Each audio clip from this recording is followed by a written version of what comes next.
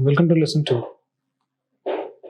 इसमें हम लोग लगभग 20 से 25 नए वर्ड सीखने का प्रयास करेंगे। तो इसमें जो सबसे पहला वर्ड है वो है, सबसे जो पहला रूट वर्ड है वो है इंट्रो। इंट्रो का मतलब होता है अंतर। संस्कृत का वर्ड है अंतर, अंतस वर्ड है। अंतस का मतलब होता है, फिर यही अंतस शब्द से हिंदी का वर्ड अंतर बन गया। और लैटिन में यही हो गया एंटर या फिर एंट्रो। और एंट्रो रूट वर्ड हुआ जिसका मतलब होता है अंतर। और इसका फिर शॉर्ट फॉर्म हो गया इन। इन का मतलब में। इस वर्ड इन से हम लोग देखेंगे कौन कितने सारे वर्ड्स बन सकते हैं। हमारे शरीर का जो सबसे अंदर का हिस्सा है उसे हम लोग हिंदी में अंतड़ी कहते हैं। अंतड़ी, अंतड़ी जो अंतर में है वो अतड़ी हो गया। लैटिन में भी उसे एंट्रिया ही कहते हैं, एंट्री। हिंदी का अंत बोलने के उच्चारण पे हम लोग ध्यान देंगे। हिंदी का अंतरी लैटिन का एंतरिया हो जाता है। और लैटिन में एंतरिया मतलब इंटेस्टाइन। और इस जब एंटरिया में के आगे डिस लगा देते हैं। डिस का मतलब होता है कोई भी चीज का एक डिफिकल्ट सिचुएशन, इन कोई भी चीज का एक अपोजिट सिचुएशन। तो जब इस एंटरिया में डिस लगा देते हैं तो डिस एंटरिया हो जाता है। और ये फिर डिस एंट्री हो गया, डिसेंट्री। डिसेंट्री एक ऐसा सिचुएशन जब हमारे इंटेस्टाइन ठीक से काम नहीं कर रहा, वो डिस हो गया। डिस का और एक एग्जांपल देखेंगे। हम लोग डिजीज वर्ड सुनते हैं। डिजीज का मतलब बीमारी।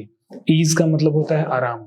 कोई भी आदमी एक ईज में है तो वो आराम, उस अवस्था को बोला जाता है। ईज का मतलब आसान या आराम। अब उस आराम का अवस्था को उससे छीन लिया जाए तो उससे डिस कर दिया जाए तो वो डिस ईज हो गया। तो डिस का मतलब उल्टा होता है। तो एक वर्ड है डिस, दूसरा वर्ड है ईज, दोनों मिलकर के हो गया डिस ईज। मतलब वो अब इंसान ईज में नहीं है, आराम में नहीं है, तो डिस ईज हो गया।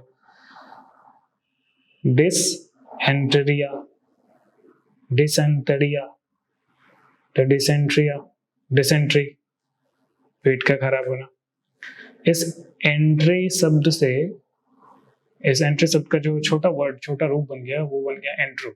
अब एंट्रो वर्ड किसी भी चीज में हम इस्तेमाल करेंगे तो उसका मतलब उसके अंदर का कुछ बात हो रहा है। इस इन वर्ड से ही हम लोग, एक वर्ड होता है, एक नया इस इन से ही बना। जब फिर से वही थोड़ा सा एकदम एग्जैक्ट ट्रांसलेशन नहीं होता है। एम या एन दोनों को एक ही हम लेंगे, एक ही मान के चलेंगे कि यही इन से एम हुआ है और दोनों का मतलब सेम ही है। कोई भी व्यक्ति को अगर शर्मिंदगी महसूस होती है, किसी भी व्यक्ति को अगर हम मान लीजिए आप कहीं पे किसी फंक्शन में गए हुए हैं और आप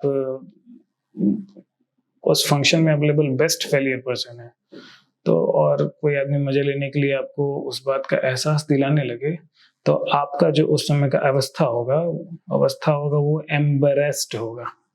एम्बेरसमेंट उसको कहा जाता है। एम्बेरसमेंट का मतलब शर्मिंदगी महसूस होना। अभी एम्बेरसमेंट का ही मतलब शर्मिंदगी महसूस होना क्यों हुआ? एम्बेरसमेंट को हम लोग तोड़ेंगे। एम का मतलब एन, बार का मतलब बार, रॉड।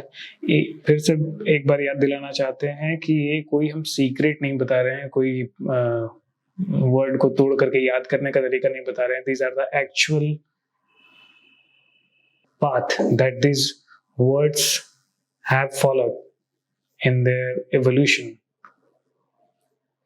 इन्हीं शब्द रास्तों से होते हुए आज के, इन्हीं शब्दों से होते हुए आज के वर्ड जो भी हम सुनते हैं, जो भी समझते हैं, इनका ये वास्तविक रूप कैसे आया, ये कोई कहानी के रूप में नहीं बताया जा रहा है, बल्कि एग्जैक्टली ऐसे ही हुआ है।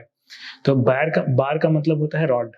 कोई भी सरिया जिसे हिंदी में कहते हैं, बार। अब कोई भी व्यक्ति को खुद के अंदर अगर सीमित करना हो रोकना हो तो उसके आगे बार लगा देंगे, ठीक है। जब आप शर्मिंदगी महसूस करते हैं तो आप फिर बाहर नहीं निकलना चाहते हैं, आप खुद ही खुद में अंदर ही अंदर खो जाना चाहते हैं, ना किसी से आंख मिलाना है, ना किसी से कुछ बोलना है। तो वो आदमी जो हो गया इन बार हो गया, बार के पीछे हो गया, रॉड के पीछे हो गया, तो वो एक ऐसा सिचुएशन में है कि वो एम्बैरेस्ड हो गया। तो एम्बैरेस्ड का मतलब शर्मिंदगी महसूस होना या लज्जित होना। ऐसे इसका ठीक जो अपोजिट वर्ड होता है, इंट्रो का जो ठीक बिल्कुल अपोजिट वर्ड होगा वो होगा एक्सट्रो। एक्सट्रो का मतलब बाहर। तो इस एक्सट्रो वर्ड से ही एग्जिट वर्ड बना है। तो एक्स का मतलब एक्स भी यूज करते हैं हम लोग, काफी ज्यादा यंगस्टर यूज करते हैं एक्स। एक्स का मतलब जो बीत गया है, जो आउट हो गया है। एक्सट्रो से ही जो बीत गया है वो हो गया एक्स। तो इन का मतलब में और एक्स का मतलब आउट। इस एक्स से ही वर्ड बना एग्जिट। संस्कृत में मुड़ने को, कोई भी व्यक्ति अगर कहीं से मुड़ रहा है तो उसको वर्तन कहा जाता है। अब दिमाग में आएगा कि ये तो इंग्लिश तो पहले से मुश्किल था, अब उसको सीखने के लिए एक और मुश्किल वर्ड का इस्तेमाल किया जा रहा है, पहले हमको संस्कृत सीखना पड़ेगा। तो ऐसा नहीं है। दिमाग में आएगा कि वर्तन तो कभी हमने सुना ही नहीं, परिवर्तन तो जरूर सुना होगा। परिवर्तन का मतलब क्या? चेंज। कोई भी चीज अगर टर्न हो गया, चारों तरफ से टर्न हो गया, ट्राई टू अंडरस्टैंड, और धीरे धीरे चलेंगे हम लोग। परिवर्तन, परि का मतलब होता है चारों तरफ। संस्कृत का रूट है, हूबहू लैटिन में ट्रांसलेट होगा। इस वर्ड से भी बहुत सारे वर्ड बनेंगे। धीरे धीरे हम लोग को सारे वर्ड्स को नोट करके चलते रहना है, घबराना नहीं है, पेशेंस रखना है। परि का मतलब चारों तरफ, वर्तन का मतलब टर्न। जब चारों तरफ का सिचुएशन टर्न हो जाए तो उसको चेंज कहा जाता है, उसको परिवर्तन कहा जाता है। तो ये वर्तन, वर्तते, ये हूबहू लैटिन में ट्रांसफॉर्म होकर के हो गया वर्ट, VERT, VERT, वर्ट। वर्ट का मतलब टर्न। अब हम लोग कुछ 3 वर्ड को मिला करके अलग अलग वर्ड बनाना सीखेंगे। पहले हमने सीखा इन, दूसरा हमने सीखा एक्स। इन का मतलब में, एक्स का मतलब आउट, और वर्ड का मतलब टर्न। तो अगर कोई व्यक्ति खुद के अंदर ही टर्न हुआ है, खुद के अंदर ही मुड़ा हुआ है, बाहर नहीं जाना चाहता है, सोसाइटी में उसको मिलने जुलने से प्रॉब्लम होता है, वो घर के अंदर काफी सुकून से है, उसको अगर 24 घंटे एक कमरे में बंद कर दिया जाए वो काफी खुश है, उसको किसी से कोई लेना देना नहीं, तो वो व्यक्ति खुद के अंदर मुड़ा हुआ है, तो उस इंसान को हम लोग कहेंगे इंट्रोवर्ट। जो व्यक्ति बाहर की तरफ मुड़ा हुआ है, शाम को 2 घंटा बिना 4 आदमी से बोले बतियाए उसे मन नहीं लग रहा है, वो बाहर की तरफ मुड़ा हुआ है, वो है एक्सट्रोवर्ट। एक्सट्रोवर्ट मतलब बहिर्मुखी, इंट्रोवर्ट मतलब अंतर्मुखी। और जो व्यक्ति सिचुएशन के अनुसार, अगर वो पार्टी में जा रहा है तो अपने दोस्तों से काफी अच्छे से मिलजुल रहा है, और अगर घर में है तो अकेले भी उसे किसी भी तरह का कोई दिक्कत नहीं है, तो वो व्यक्ति हो गया एम्बीवर्ट। अब एक नया वर्ड आया फिर से, एम्बी। तो एम्बी के मतलब हम लोग एम्बी तो कभी सुने नहीं है, मन में आएगा फिर एम्बी कहाँ से आ गया, एम्बीवर्ट। इंट्रोवर्ट ठीक था, एक्सट्रोवर्ट ठीक था, एम्बीवर्ट। अभी तो अभी अभिषेक, अभी वर्ड दिमाग में है, अभी सुने हैं। अभी का मतलब होता है ऑन बोथ साइड्स, दोनों तरफ। अभिषेक, अभीतः, अभी का मतलब होता है ऑन बोथ साइड्स, मतलब दोनों तरफ। तो जो व्यक्ति दोनों तरफ अभिवर्ट है, अभिवर्ट है, दोनों तरफ मुड़ा हुआ है, वो हो गया एम्बीवर्ट। तो ये वर्ड के कलेक्शन को दिमाग में रखते हुए चलना है, धीरे धीरे इन सब से और ज्यादा क्विकली हमारा स्पीड काफी ज्यादा बढ़ जाएगा। आगे चल के आगे कुछ 5-6 क्लासेस में हम लोग एक क्लासेस में 100 150 वर्ड सीखेंगे। नेक्स्ट वर्ड है बर्थ, का मतलब होता है जन्म लेना। जन्म, ये वर्ड है जन्म, इसका जो रूट वर्ड है वो है जनी। जनी का मतलब टू बर्थ, जो जन्म देने वाली है वो हो गई जननी। एक संस्कृत का श्लोक भी है कि जननी जन्मभूमि स्वर्गादपि गरीयसी, मतलब जननी और जन्मभूमि दोनों स्वर्ग से भी काफी ज्यादा महान है, काफी श्रेष्ठ है। तो जननी का मतलब हो गया जो भी बर्थ दे, जो भी जहां से भी कुछ चीज उत्पन्न हुआ है वो हो गई जननी। अभी जननी जब लैटिन में ट्रांसलेट होता है तो ये GYNE जाइन बन जाता है, और इस जाइन का फिर ज में इंग्लिश के पास सभी अक्षरों के उच्चारण हेतु समर्थ शब्द अक्षर कोश नहीं है। केवल 26 लेटर से ही तरह तरह के शब्द निकालने पड़ते हैं। इंग्लिश भाषा की अपनी कमजोरी है। तो इस वर्ड ज और ग इसमें मिश्रित हो जाता है। ये जो जाइन है ये आगे चल करके गाइन इसका उच्चारण होने लगा। गाइनेकोलॉजी, गाइनेकोलॉजिस्ट जो फीमेल या फिर जो भी जन्म से रिलेटेड प्रॉब्लम के बारे में जो जानती हो या जानता हो वो गाइनेकोलॉजिस्ट हो गया। अब गाइनेकोलॉजिस्ट को हम लोग तोड़ेंगे तो इसमें वही गाइन हो गया जिसका रूट वर्ड है जाइन, जनी से गाइन, और दूसरा लोगोस।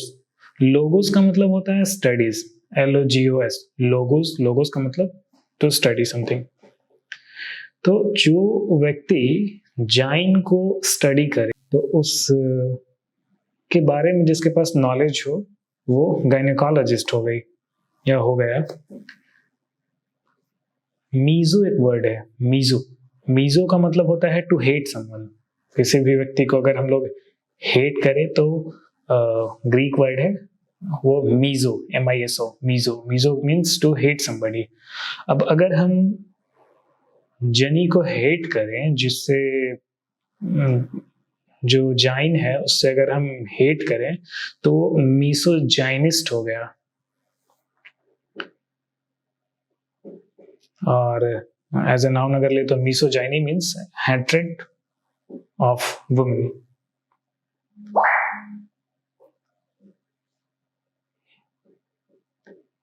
जाइन का मतलब वुमेन भी होता है, जाइन, क्योंकि वुमेन से ही वुमेन ही जननी है, मेल जननी नहीं है, तो वुमेन को ही जाइन भी कहा जाता है। और वुमेन के बारे में जो स्टडी है, वुमेन के डिफरेंशिएटेड बॉडी पार्ट्स के बारे में जो स्टडी है वो गायनेकोलॉजिस्ट हो गए। अगर जाइन को या वुमेन को कोई हेट करे तो वो मीसोजाइनी हो गया, मीसोजाइनिस्ट हो गया। मीसोजाइनी एज अ नाउन घबराने का बात नहीं है। नाउन क्या होता है, एडजेक्टिव क्या होता है, ये सारे हम लोग बाद में देखेंगे। केवल अभी वर्ड के ऊपर ध्यान देना है और कंटिन्यू रखना है अपने पेस को। तो एक ऐसा कंडीशन जिसमें कि एक पर्सन ने बहुत सारी वुमेन के साथ मैरिज किया हो, शादी किया हो, तो वो हो गया, उस कंडीशन को कहा जाएगा पॉलीजिनी। अब स्पेलिंग सेम है यहाँ पे, POLYGYNY ही आ रहा है, जी के बाद वाई ही आ रहा है। यहाँ पे प्रोनाउंसिएशन हम लोग जाइनी करेंगे, और जब GYNECOLO गाइनेकोलॉज वो जब लिखेंगे तब उसका उच्चारण गाइनेकोलॉजिस्ट हो गया। ये इंग्लिश की प्रॉब्लम है और इस प्रॉब्लम के साथ ही हमको आगे बढ़ना है।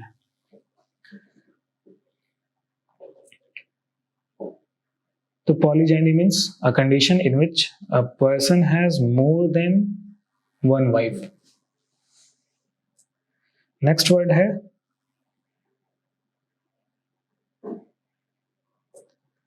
नेक्स्ट वर्ड है आर्चन। आर्चन भी ग्रीक वर्ड है। एक कोट है जिसमें कि ये बताया गया है, ये बोला गया है कि ग्रीक का फिलॉसफी और संस्कृत का फिलॉसफी, जो इंडियन फिलॉसफी है, इसमें काफ़ी ज़्यादा समानता है। जिस तरह से हमारे यहाँ पर्सनिफिकेशन है एक एक ऑब्जेक्ट के लिए, वेल्थ के लिए एक अलग गॉड का, वाटर के लिए एक अलग गॉड का, एयर के लिए एक अलग गॉड का, ठीक उसी तरह से ग्रीक माइथोलॉजी में भी उसी सेम तरह का ही, अलग भले नाम अलग हो, लेकिन जो इतना ज़्यादा जो विस्तृत स्वरूप दिया गया है किसी भी चीज को, जो ऑब्जेक्टिफाई किया गया है in the form of God या गॉडेस, वो हमसे काफी ज्यादा मिलता जुलता है। और इसीलिए ग्रीक में संस्कृत के काफी ज्यादा वर्ड्स मिलते हैं, लेकिन इसको कॉम्प्लेक्स ना करते हुए हम लोग सीधा साधे ही आगे बढ़ते हैं। आर्चन वर्ड है, तो आर्चन वर्ड का मीनिंग होता है टू रूल। आर्चन वर्ड का मतलब होता है टू रूल।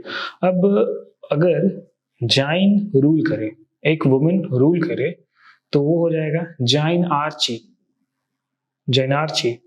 अगर कोई रूलर, कोई एक सिंगल पर्सन रूल करे, तो वो हो जाएगा मोनार्ची।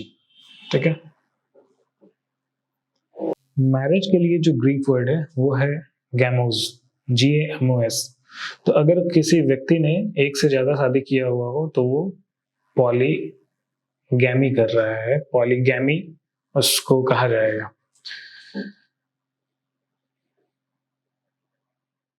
अच्छा, एक और हम लोग वर्ड सुनेंगे, एक जो नेक्स्ट वर्ड आएगा वो केंद्र। हमने सुना है केंद्र। इंग्लिश का जो वास्तविक रूप है वो काफी पुराना नहीं है। 17th सेंचुरी के आखिर में एक पीरियड ऑफ रेस्टोरेशन कहा जाता है, ये पूरे यूरोप में आया, और इसी दौरान वहाँ के लोगों को ऐसा लगा कि हमारे पास जो हमारी सभ्यता के पास कहानियां हैं वो काफ़ी ज़्यादा विस्तृत हैं और काफ़ी ज़्यादा महानता से भरी हुई हैं, और इनको रिस्टोर करने की आवश्यकता है। तो इस पीरियड को कहा जाता है पीरियड ऑफ रेस्टोरेशन। और इस पीरियड में जो बहुत सारे जगहों पे जो क वर्ड है वो स में परिवर्तन किया गया या हो गया। तो ये जो केंद्र वर्ड है, केंद्र, केंद्रम, ये सेंट्रम हो गया, सेंटर, और फिर सेंट्रम से सेंटर, मतलब बीच का कोई, सेंटर का मतलब पता ही है, केंद्र का मतलब पता है, ये केंद्र से सेंटर हो गया, मतलब बीच में, एक सर्कल का बीच का हिस्सा, बीच का जो पार्ट होता है, बीच का जो बिंदु होता है, वो सेंटर हो गया।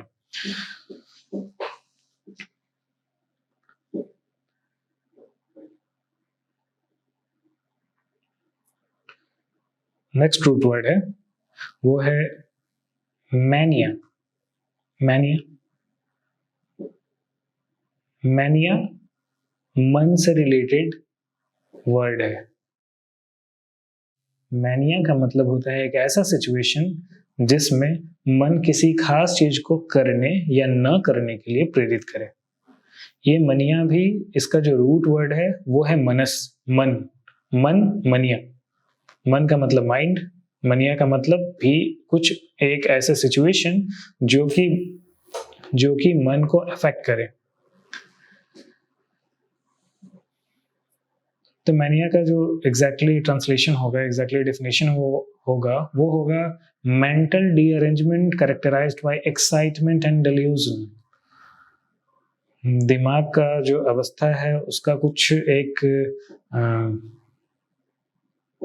फिर से अरेंजमेंट होना,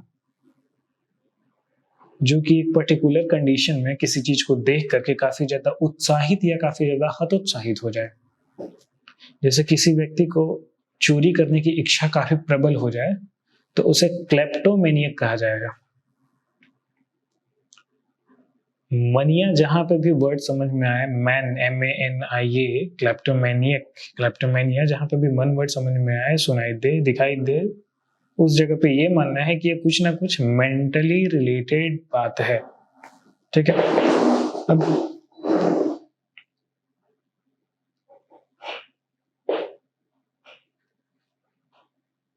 शब्द कैसे बदलता है वो ऐसा देखा जाए, ये जो मनिया है और हिंदी का जो मुनिया है, मुनि, MUNIH इंग्लिश में ट्रांसलेट होगा, हिंदी का संस्कृत का मुनि वर्ड। मुनि मतलब एक ऐसा पर्सन जो कि आम व्यक्ति से थोड़ा हटके है, वो कॉमन नहीं है, वो भी हाईली एक्साइटेड या हाईली डिल्यूजन तो नहीं कहा जाएगा, हाईली एक्साइटेड पर्सन है जो कि मेडिटेट करता है, या मुनि का मतलब एक ऐसा व्यक्ति है जिसका मेंटली, जिसका जो मन है, जिसका जो मनस है वो अरेंज्ड हो गया है थोड़े डिफरेंट तरीका से, एक आम आदमी से हट करके। और आज के रूप में वो मनिया अगर किसी को बोला जाए तो वो गाली के जैसा हो जाएगा, और पहले का मुनि मतलब मुनि, तो मुनिया, मनिया। नेक्स्ट वर्ड जो इस मनिया वर्ड से बनेगा, एक वर्ड है, वो है एडमोनिश। एडमोनिश का मतलब होता है किसी को डांटना, डांटना या फटकारना, किसी भी व्यक्ति को कुछ स्ट्रांगली एडवाइस करना। टू एडमोनिश समवन मतलब किसी भी बात को बलपूर्वक उसे बताना या समझाना, या करने के लिए प्रेरित करना, पर विद फोर्स, बलपूर्वक। बलपूर्वक मतलब के फिजिकल बल नहीं, वो डांटना। डांट का मतलब क्या होता है, कोई व्यक्ति किसी को डांटता है तो वो बलपूर्वक ही होगा। डांटना मतलब कोई भी डांट बिना बल का नहीं होता है, बल से ही, बल लगेगा तभी वो डांट निकलेगा। आवाज आ रहा है उसमें बल लगा दिया जाए तो वो डांट में डांट हो गया। वो किसी भी व्यक्ति को अगर हम तो किसी भी व्यक्ति को कोई बात अगर उसके मन में पर्याप्त रूप से, परिपूर्ण रूप से बैठाना चाह रहे हैं, मन में उस बात को जोड़ देना चाह रहे हैं, तो उसको एडमोनिश करेंगे। एडमोनिश को अगर तोड़ा जाए तो दो रूप में टूटेगा, एक एड होगा, एक मोनिश होगा। एड का मतलब टू, जोड़ना, एड, एडिशन, सब्सट्रैक्शन, तो एड मतलब जोड़ना, और मोनिश मतलब फिर वही मनस, मनस मोनिश हो गया। तो मनस, मन में किसी भी बात को बैठा देना। अगर एक बच्चा शाम के समय पढ़ने की जगह खेल रहा है तो उसको एडमोनिश किया जाएगा पढ़ने के लिए, मतलब उसके मन, उसको डांट करके बोला जाएगा। तो डांटना मतलब क्या, उसके मन में ये बात जोड़ा जा रहा है कि तुम पढ़ो, खेलो नहीं, और वो बात जोड़ लगा के किया जाएगा, डांट करके किया जाएगा, तो वो एडमोनिश किया जाएगा, ना कि केवल सिंपल भाषा में बोला जाएगा। नेक्स्ट वर्ड है एमनेसिया। एमनेसिया का मतलब होता है, एमनेसिया का मतलब होता है लॉस ऑफ मेमोरी, एक ऐसा कंडीशन जिसमें याददाश्त शक्ति क्षीण हो। इसका भी देखेंगे एमनेसिया कैसे बना। मनस है, मनस का मतलब मन, मन का मतलब याद, मन का मतलब मेमोरी, आगे लगा दिए ए या अ का मतलब अपोजिट होता है हिंदी में भी, तो अमनसिया, अमनस, अमनस मतलब अब मन में, मन काम नहीं कर रहा हो, मेमोरी काम नहीं कर रहा हो, तो उस कंडीशन को कहा जाएगा एमनेसिया। तो इन सारे रूट वर्ड से जो नए वर्ड्स बनाए जा सकते हैं, या इन केवल रूट्स के बारे में जान करके, रूट्स के मीनिंग को याद करके, वो कितने सारे वर्ड्स हैं जो अभी तुरंत हम सीख सकते हैं, वो हम लोग देखेंगे। तो पहले वर्ड को देखते हैं। पहला जो रूट वर्ड है वो हमने सीखा था जनी या जाइन, जिसका मतलब होता है वुमेन, और ये वर्ड है एसोसिएटेड बर्थ से, क्योंकि वुमेन से ही बर्थ होता है। तो पहला वर्ड, जिस व्यक्ति के पास जेनरेट करने का पावर हो मेंटली, वो हो गया जीनियस। इसमें भी वही रूट वर्ड जाइन ही है, मतलब कि एक किसी भी चीज को जन्म देने की पावर जिसमें हो, वो हो गया जीनियस। दूसरा वर्ड, जो जन्म देने में सक्षम हो, वो हो गया जेनरेटर। जनरेटर से बिजली निकलता है, वो कुछ चीज अपने अंदर उत्पादन कर रहा है तो वो जेनरेट कर रहा है, जाइन कर रहा है तो वो जनरेटर हो गया, या फिर उसी से जनरेट, जनरेट मतलब उत्पन्न करना, रूट वर्ड सेम जनी। अगर कोई जनरेट करने में सक्षम नहीं है, जन्म देने में सक्षम नहीं है, या किसी भी चीज को कहीं से कोई चीज उत्पन्न हो रहा है उसे जब हम लोग रोक दें तो वो जनरेट के आगे डी लगा देंगे तो डी जनरेट। रूट वर्ड केवल एक, जाइन, जनी मतलब जन्म देना, टू गिव बर्थ। जो व्यक्ति नोबेल क्लास का हो या उच्च कुल का जन्म वाला हो वो हो गया जेंटल। आज के दौर में जेंटल वर्ड का मीनिंग भले बदल चुका है, पर पहले जेंटल का मतलब होता था someone who is born of noble family और noble rank। तो वो हो गया जेंटल। अब जो जेंटल है, जेंटल, जेंटल में भी वही जाइन, जनी वर्ड है, जनी से जेंटल। अब जो जेंटल है, जिनमें ये जेंटलता की क्वालिटी मौजूद है, वो हो गए जेंटिल। जेंटिल का मतलब फैशनेबली, ऐसा व्यक्ति जो एक पोलाइट सोसाइटी के लिए काबिल है, जो एक पोलाइट सोसाइटी में रहने के काबिल है, वो हो गया जेंटिल। नेक्स्ट वर्ड, जो बॉडी पार्ट्स जनरेट करने के सक्षम है, जनरेट करने के लिए सक्षम है, जो बर्थ देने में सक्षम है, वो जेनिटल हो गए।